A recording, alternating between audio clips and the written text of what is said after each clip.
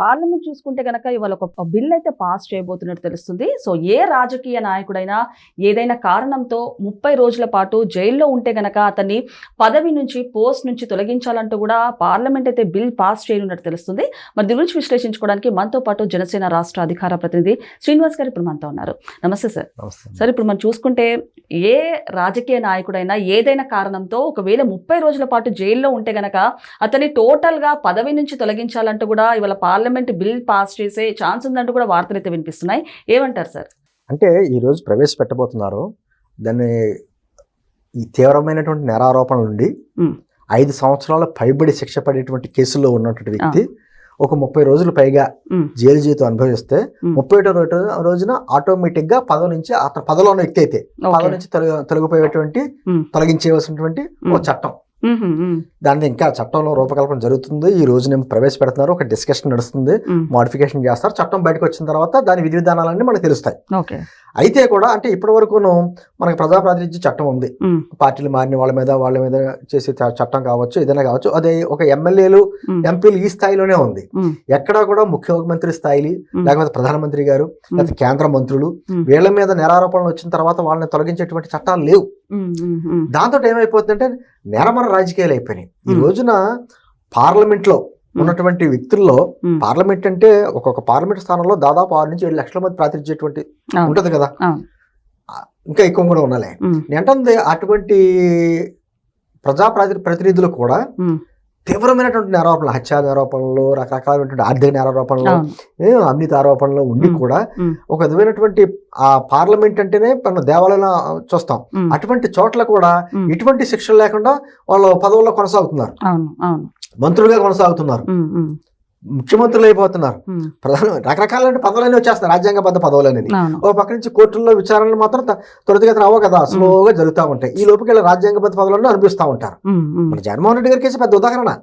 ఆయన 13 సంవత్సరాలు బట్టి బెయిల్ మీద ఉన్నాడు. ఈ లోపుగా ఆయన ఎమ్మెల్యే అయ్యాడు, ఎంపీ అయిపోయాడు, తర్వాత రాష్ట్ర ముఖ్యమంత్రి అయ్యాడు, మళ్ళీ ఎమ్మెల్యే అయ్యాడు. ఇంకా కేసులు మాత్రం నడుస్తున్నాయి. మనం అంటే రాజకీయాల్లో ఉన్న వాళ్ళు, ప్రజలకే ప్రాతినిధ్యం వహించే వ్యక్తులు మిగతా వాళ్ళకి ఆదర్శంగా ఉండాలి. అతన్ని చూసి అంత అద్భుతంగా ఉండాలి అని చెప్పేసి గతంలో ఉండేవారు. మా పట్ల మంచి మంచి నాయకులు ఉండేవారు. వాళ్ళందరూ కూడా మొరార్జీ దేశాయ్ లాంటి వాళ్ళు, టంగుటూరి ప్రకాశ్ పంతులు గారు లాంటి వాళ్ళు, దామోదరం సంజయ్ గారు లాంటి వాళ్ళు. అంటే నేను అంటే కొన్ని పేర్లు చెప్తున్నాను, కానీ ఎంతో మంది వాళ్ళ జీవితాలు కానీ ప్రజల కోసం అంకితం చేశారు. వాళ్ళ రూపాయి కూడా మూట కట్టుకోలేదు. మళ్ళీ వాళ్ళ వారసులను ఏమి ప్రజల మీద అంటగట్ల.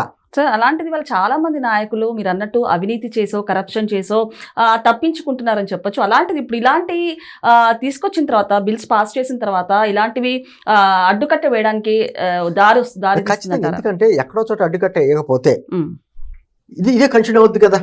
ఇప్పుడు ఢిల్లీ లిక్కర్ స్కామ్ ఉంది, కేజ్రీవాల్ గారి మీద ఆరోపణలు వచ్చినాయి, ఆయన జైల్లో పెట్టారు. ఆయన జైల్లో ఉండే పరిపాలన చేస్తున్నాడు కానీ తప్ప నేను రాజీనామా చేయను అన్నాడు ఆయన. ఏంటుంది తర్వాత అధ్యక్ష గారు అయ్యారు తర్వాత సంగతి. నేను అంటే అవసరమైతే జైల్లో ఉంటే జైలు నుంచి పరిపాలన చేస్తున్నారు తప్ప పదవులు వదలపోతున్నారు. అలా చాలా మంది ఉన్నారు, అనేక మంది.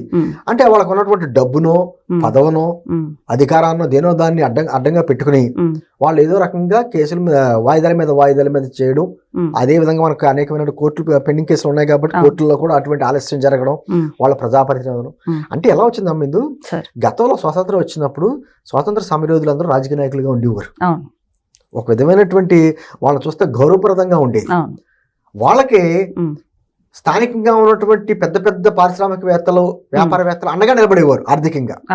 ఇప్పుడు రతన్ టాటా లాంటి వాళ్ళు, అంతకుముందు టాటా వంశీకులు చాలా మంది కూడా, బిర్లా వంశీకులు అందరూ కూడా ఆ రోజు స్వాతంత్రోద్యమంలో ఉన్నటువంటి ప్రధానమైన నాయకులు అందరికీ అండగా నిలబడేవారు, ఆర్థికంగా నిలబడేవారు. అంటే అప్పట్లో వాళ్ళు దేశం కోసం, ప్రజల కోసం పోరాడేవారు. ఇప్పుడు వీళ్ళు డబ్బుల కోసం పోరాడుతున్నారు.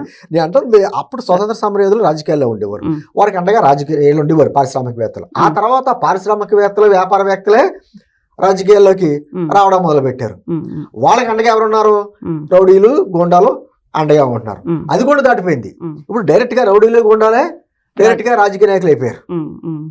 అంటే చుట్టూ మంది మార్బలంతో ఒక విధమైనటువంటి అంటే ఎంత దౌర్జన్యం చేయగలమా, ఇన్ని రకాలుగా ప్రజలు భయపెట్టగలమా అనేటువంటి వ్యక్తులు ఈ రోజున దోచుకున్న వ్యక్తులందరూ కూడా రాజకీయ నాయకులు అయిపోతున్నారు.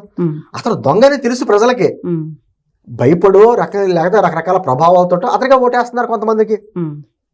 అటువంటి వ్యక్తులందరూ రాజకీయాల్లో ఉండి పదవుల్లో ఉంటే అంటే పోలీసులు ఎవరి గురించి అయితే వెతుకుతున్నారో అదే వ్యక్తులు రాజకీయాల్లోకి వచ్చి పదవుల్లోకి వస్తే అదే పోలీసులు సెల్యూట్ కొట్టవలసిన పరిస్థితి ఎంత దౌర్భాగ్యం.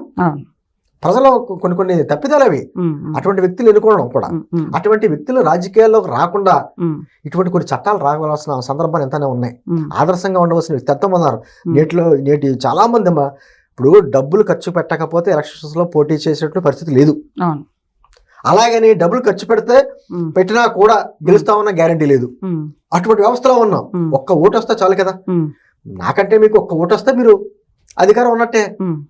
నేను మీతో సమానంగానే ఎన్ని కోట్లు ఖర్చు పెట్టినా కూడా. సో అలాంటిది డబ్బులు ఖర్చు పెట్టి అధికారంలోకి వస్తే ప్రజలకు సేవలు చేసే గ్యారంటీ ఉందండి. ఎక్కడ ఉంటుంది? వాళ్ళు 10 రూపాయలు పెట్టుబడి పెడితే దానికి 200 300 సంపాదించుకుంటాడు కదా. ప్రజాసేవ చేయడానికి ఎవరు రాడు కదా. ఏంటంటే నిజంగా దేశం పట్ల ప్రజల పట్ల ప్రేమ ఉండి వ్యవస్థల పట్ల అవగాహన ఉన్నటువంటి యూత్ రాజకీయాలు రావాలంటే భయపడుతున్నారు. ఇది ఒక కుళ్ళు. ఈ కుళ్ళు రాజకీయాల్లో మనం గడవలేం. ఏ తల్లిదండ్రులన్నా చూడండి, మీ పిల్లల్ని ఏం చదివిస్తున్నారంటే డాక్టరో ఇంజనీరో లేకపోతేనేమో ఏదో సైంటిస్టో ఏదో చెప్తారు. కానీ మా అబ్బాయిని రాజకీయ నాయకుడు చేస్తామని చెప్పి ఏ తల్లిదండ్రులను చెప్పగలరా? భయం. ఈ రాజకీయాల కుళ్ళు దాన్ని మనం మనలేము అనేటువంటి ఆ వ్యవస్థని ఆ విధంగా చేసుకుంటూ వచ్చేసారు. స్థానికంగా కూడా ఎంత దుర్మార్గం అంటే, ఉదాహరణగా చెప్తున్నా, ఇప్పుడు జిల్లాల్లో చాలా మంది బాధ కలుగుతుంది ఈ మాటలు మాట్లాడితే. జిల్లాల్లో ఓ ఎస్ఐలు కానీ సిఐల్ని కానీ వీళ్ళని ట్రాన్స్ఫర్ చేయాలంటే ఆ జిల్లా అధికారి సూపరింటెండెంట్ ఆఫ్ పోలీస్ ఎస్పీ గారికి ఉంటుంది అధికారం. ఎక్కడ ఉంటుందమ్మా ఎస్పీ గారికి? అక్కడ ఉన్న స్థానిక ఎమ్మెల్యే లెటర్ ఇవ్వాలి. ఆ ఎమ్మెల్యే లెటర్ ఇస్తే ఆ లెటర్ తనకు అనుకూలంగా ఉన్న వ్యక్తిని అక్కడ పెట్టుకుంటాడు.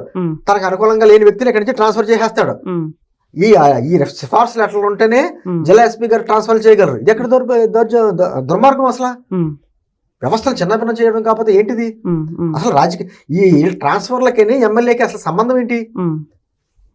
అంటే రాజకీయాల్లో ఉన్నటువంటి వ్యక్తులకి ఈ ప్రభుత్వంలో ఉన్న అధికారులకు ఉన్నటువంటి సంబంధం ఏంటి అసలు? అంటే అలా వ్యవస్థలు చేసేసారు. ఇప్పుడు స్థానికంగా కూడా ఏదైనా ఊర్లో చిన్న సమస్య వచ్చిందనుకో అమ్మ, పోలీస్ స్టేషన్కి వెళ్తాం, కోర్టుకి వెళ్తే ఎప్పుడు జరుగుద్దో న్యాయం తెలియదు. మళ్ళీ వాళ్ళకి ఎవరో ఒకరితో ఎమ్మెల్యే గారితోటో ఎంపీ గారితోటో ఫోన్లు చేయించుకోవాలి. అందుకని ఏం చేస్తారు, స్థానికంగా బలంగా ఉన్నటువంటి నాయకుడికి దగ్గరికి వెళ్తారు. సమస్య అక్కడ పరిష్కారం అవుద్ది కదా అని చెప్పేసి అన్నట్టుగా ఆ స్థానికంగా బలంగా ఉన్న నాయకులే ఎమ్మెల్యే అవుతున్నారు. ఇప్పుడు సార్ మీరు అన్నట్టు ఒక చిన్న ట్రాన్స్ఫర్ కావాలన్నా లేకపోతే పై స్థాయికి వెళ్ళాలన్నా ఇప్పుడు ఇన్ఫ్లుయెన్స్లు కానివ్వండి, రికమెండేషన్లు చాలా కీలకంగా మారాయి చెప్పచ్చు. అలాంటిది ఇప్పుడు ఇలాంటి బిల్ పాస్ చేసిన తర్వాత ఎలాంటి మార్పులు చేర్పులు రాబోతున్నాయి అంటే? ఒకటమ్మా, మొన్న మధ్యలో ఒక ఎమ్మెల్యే అంటున్నాడు, నేను ఎమ్మెల్యే అయినా కూడా ఎస్ఐని మార్చమంటే మార్చట్లేదు. ఎమ్మెల్యే అయితే నువ్వు ఎమ్మెల్యే అయితే నీకు సంబంధించిన వాళ్ళందరూ ఎస్ఐలుగా ఉండాలి అక్కడ.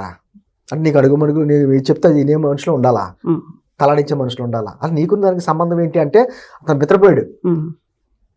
అదేంటి ఇప్పుడు జరిగేదే కదా అని. అంటే వ్యవస్థలో మనం అలవాటు పడిపోయాం. అంటే ఇటువంటి చట్టాలమ్మ ఎప్పుడైనా సరే కాగితాల మీద తేలిగ్గా ఉండాలి, అమలులో కఠినంగా ఉండాలి. అంతేకాని పేపర్ మీద ఏమో మనం ఏమో అద్భుతంగా రాస్తారు చట్టాలు ఎలా ఉండాలని, అమల్లో వచ్చేటికి ఏముండదు. అమల్లో వచ్చే ఎన్ని ఉన్నాయో, ఎన్ని చట్టాలు రాలేదు. ఆడపిల్లల మీద అత్యాచారాల మీద ఎన్ని చట్టాలు వచ్చినాయి. ఢిల్లీలో జరిగినటువంటి అత్యాచారం తర్వాత కూడా చట్టాలు ఎన్ని వచ్చినాయి. చట్టాలు వచ్చిన మనం అత్యాచారాలు ఆగినాయా? అందుకని అంటున్నాను, చట్టాల పేపర్ మీద తేలిగ్గా ఉండాలి, అమల్లో కఠినంగా ఉండాలి. లేకపోతే చట్టాలు చేసే ఉపయోగం లేదు.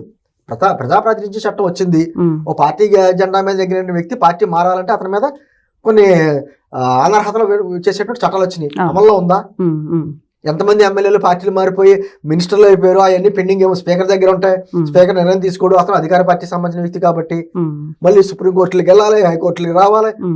మళ్ళీనేమో స్పీకర్ గారి నిర్ణయాధికారాల్లో మేము వేలు పెట్టలేం అని చెప్పడం అంటాం. అంటే ఇవన్నీ కూడా కొన్ని చట్టాలు, ఇటువంటి చట్టాలు వచ్చి నిష్పక్షపాతంగా అమలు జరిగితే, అంటే మళ్ళీ ఈ రోజు కాంగ్రెస్ పార్టీకి సంబంధించిన వాళ్ళు అప్పుడే గగ్గోలు మొదలుపెట్టారు. ఏమని, ఇది కేవలం ఎన్డీఏ గవర్నమెంట్ వాళ్ళకి వ్యతిరేకంగా ఉన్నటువంటి ముఖ్యమంత్రుల మీద వాళ్ళ మీద కేసులు పెట్టి వాళ్ళని జైల్లో వేసి వాళ్ళ అనర్హత కింద చేయడానికి చేసేటువంటి కుట్ర అనేటువంటి కాంగ్రెస్ వాళ్ళు మొదలుపెట్టారు. నేను అంటుంది అంటే ఎందుకు చేస్తారు అలాగే? నేరారోపణ నిరూపించడం అయితే అతను జైలుకి వెళ్ళిన తర్వాత కూడా పదవుల్లో అలా కొనసాగితేనే చట్టాలు వర్తిస్తాయి. అంటే మీరు ఈ బిల్లుకి వ్యతిరేకిస్తున్నారంటే ఈ నేరమ రాజకీయాల్లో ఉన్న అందరూ మీరు సమర్థిస్తున్నట్టు, క్రిమినల్ పాలిటిక్స్ ని మీరు సమర్థిస్తున్నట్టు. సరే, ఇంకొకటి అంటే ఇలాంటి బిల్లు పాస్ అయినా కూడా యాక్షన్స్ వరకు వచ్చేసరికి మాత్రం మీరు అన్నట్టు అంత పెద్దగా తీసుకోవట్లేదు. సో వీటిని అరికట్టాలంటే ఎలాంటి ఎంతో కొంత మార్పు వస్తుంది.